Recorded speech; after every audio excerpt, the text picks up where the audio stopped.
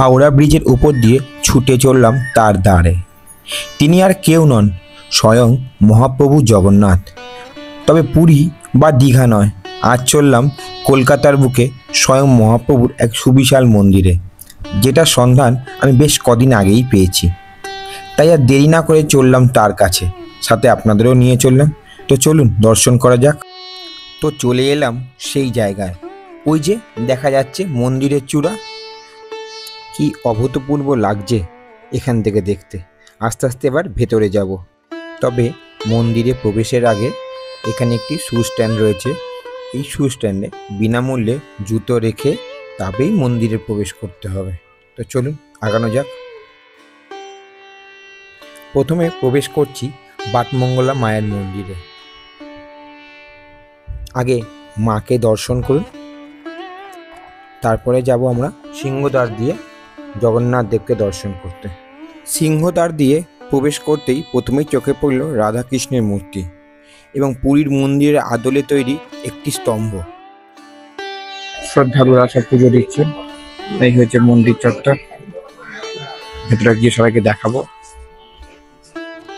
মূল দ্বার দিয়ে ঢুকেই ডান হাতে একটু আগালেই দেখতে পাবেন একটি যজ্ঞকুণ্ড রয়েছে।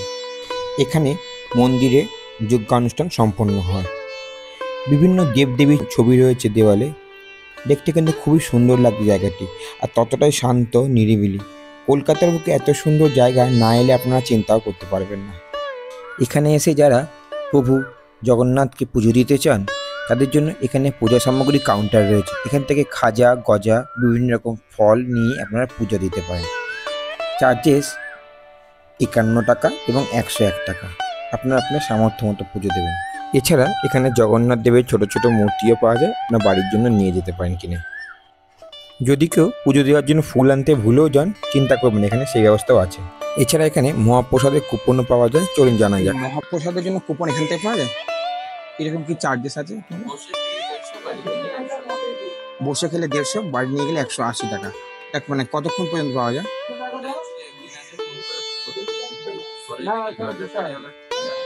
আচ্ছা, আগের দিন ফোন করে বুক করলে পরের দিন 11:30টার মধ্যে কুপনটা কালেক্ট করতে।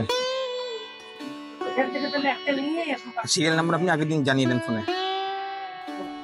স্ক্রিনে দেওয়া এই দুটি নাম্বারের মধ্যে যে কোনো একটি নাম্বারে ফোন করে আগে সিরিয়াল নাম্বার নিতে হবে। পরের দিন 11:30টার মধ্যে কিন্তু অবশ্যই এসব কুপন নিতে হবে, নাহলে কিন্তু মহাপ্রসাদ পাওয়া যাবে না। ভোগ প্রসাদ খাবেন তাদের জন্য এখানে রুম রয়েছে, এখানে খাওয়া দাওয়া করানো হয়, চেয়ার টেবিল। এখানে রান্না বান্না এখন চলছে। ভোগ প্রসাদে খাওয়া দাওয়ার পর হাত ধোয়ার জন্য এখানে কাউন্টার করা আছে, টয়লেট রয়েছে, অ্যাকোয়াগার্ড লাগানো রয়েছে। মূল মন্দিরটা এখান থেকে দর্শন করুন। আস্তে আস্তে মন্দিরের ভিতর দিকে যাবো এবার। খুবই সুন্দর মন্দির চত্বর। এবার মূল মন্দিরে প্রবেশ করা যাক। সিঁড়ি দিয়ে উঠে চললাম মহাপ্রভু জগন্নাথ দেবের দর্শনে। সিঁড়ি দিয়ে উঠতে উঠতে দেখলাম সিঁড়ির পাশে অনেক ভক্তরা বসে রয়েছে। অনেকেই আবার মন্দিরকে প্রদক্ষিণ করছেন, মহাপ্রভুকে দর্শন করছেন। আমিও ভাবলাম মহাপ্রভুকে দর্শন করার আগে মন্দির চত্বরটা আপনাদের একটু দেখিয়ে নিই। এবং মন্দির চত্বরে বিভিন্ন রকম দেবদেবীর মূর্তি রয়েছে, আগে সেইগুলো আপনাদের দর্শন করাই, তারপর আমরা ঢুকবো আমাদের মহাপ্রভুর দ্বারে। প্রথমেই আমরা দর্শন করব সিদ্ধিদাতা গণেশকে। দেখে নিন সিদ্ধিদাতা গণেশ। নেক্সট আমরা সরস্বতী মাতাকে দর্শন করছি। সরস্বতী মাতাকে দর্শন করা হয়ে গেল। এবার আমরা যাচ্ছি হনুমান মন্দির। জয় বজরংবলী। বজরংবলীকে দর্শন করুন সবাই প্রাণ ভরে। নেক্সট আমরা দর্শন করব বিমলা মায়ের মন্দির। এই যে আমাদের বিমলা মা, সবাই ভক্তি ভরে বিমলা মাকে দর্শন করুন। নেক্সট আমরা দর্শন করছি সাবিত্রী মাতা, সতী সাবিত্রী মাতাকে দর্শন করুন আপনারা। এখানে দেখলাম একটি গাছ রয়েছে, যে গাছের মধ্যে অনেকেই মানত করে রেখেছে। চলুন আগানো যাক। নেক্সট হচ্ছে আমাদের লক্ষ্মী মায়ের মন্দির। দর্শন করুন আমাদের লক্ষ্মী মাতাকে, প্রাণ ভরে দর্শন করুন, আশীর্বাদ নিন। আমরা আগিয়ে চললাম ভাগবত মন্দির। এখানে স্বয়ং মহাপ্রভু ভাগবত রূপে বিরাজমান। ছোট ছোট জগন্নাথ, বলরাম, সুভদ্রা দেবীর মূর্তি এখানে ভাগবত রূপে।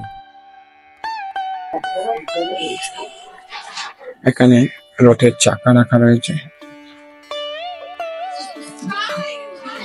অপূর্ব লাগছে, অপূর্ব।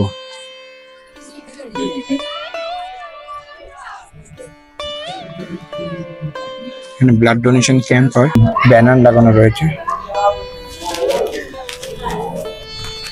খুব সুন্দর জায়গাটা, দারুণ অ্যাম্বিয়েন্স। এবার দর্শন করুন আমাদের নন্দী মহারাজকে এবং তারপরে দেবাদিদেব স্বয়ং মহাদেবকে। এবারে আমরা প্রবেশ করলাম জগন্নাথ দেবের মূল মন্দিরে। মন্দিরের ভেতরের অ্যাম্বিয়েন্সটা একটু তুলে ধরার চেষ্টা করলাম। দেখুন, হয়তো আপনাদেরও ভালো লাগবে, আমার তো খুবই ভালো লেগেছে। জয় জগন্নাথ দেব। ঠাকুরমশাই এখানে খুব প্রাণ ভরে নিষ্ঠা করে পুজো দিচ্ছে, আমরা দর্শন করলাম। জয় জগন্নাথ। আপনারাও প্রাণ ভরে দর্শন করুন জগন্নাথ দেবকে, আশীর্বাদ নিন। আমার হাতে যে চিড়িয়া রয়েছে তার সাহায্যে মন্দিরের কিছু দৃশ্য আপনাদের সামনে তুলে ধরার চেষ্টা করলাম। যদি ভিডিওটি ভালো লাগে অবশ্যই একটা লাইক করবেন।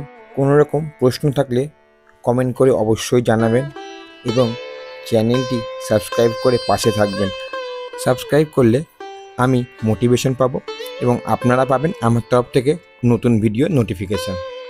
তারা মন্দিরে এসে প্রদীপ জ্বালাতে চান, তারা দেখুন এখানে প্রদীপ জ্বলছে, এখানে প্রদীপ জ্বালাতে পারেন। অ্যাম্বিয়েন্সটা কিন্তু দুর্দান্ত মন্দির আর সুন্দর। মন্দিরে চারিদিক